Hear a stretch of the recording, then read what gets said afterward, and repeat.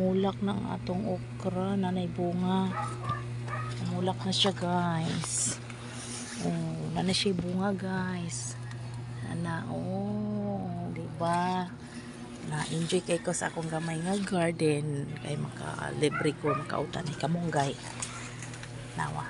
Hapoy gamay lamas, oy.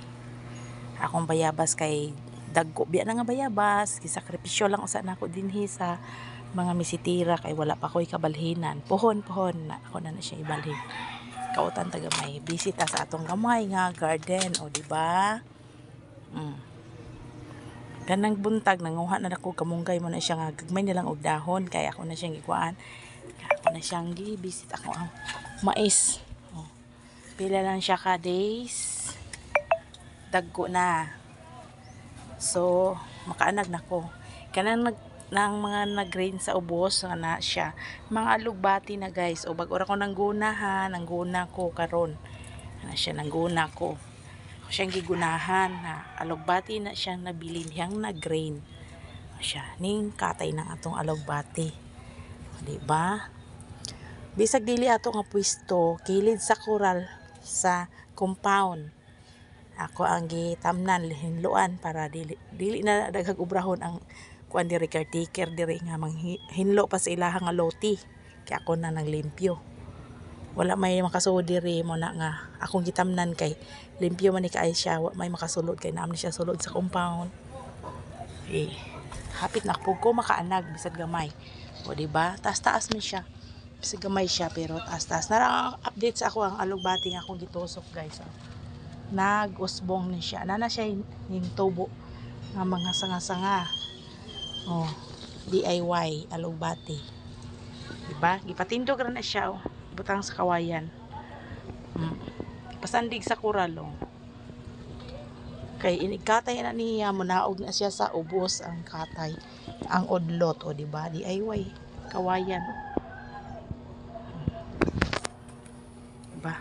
Pulos kaayo. Sa atong DIY kawayan sa pagtanom sa atong alugbati. Nana siya odlot, o di ba? Patindog na ako siya, guys. Patindog na siya.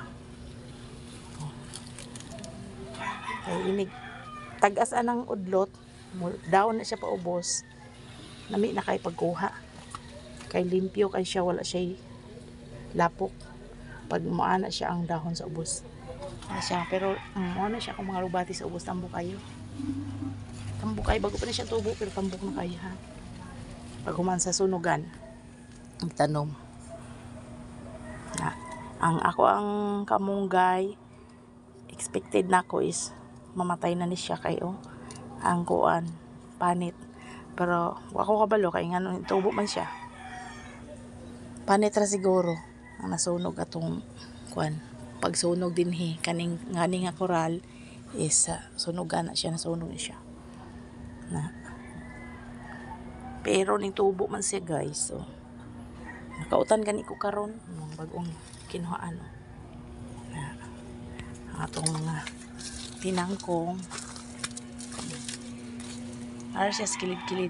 Sinsya na mo anang mga kahoy kay dako po na kay pulos wa nako gilabdan kay pwede kay na nato isugnod kung hotdan ta og gasol. Atong kamunggay, di ba? Kugihan kay ko no, kay ngano inani jining kinabuhi sa taga-bukid, anad sa bukid. Ganahan kay mananong. Tanom jud ko kay ganahan kay ko. Ma-exercise lang akong utok, akong lawas gamay, makapasingot ko diri gamay sa akong gamay nga garden. Thank you for watching, guys.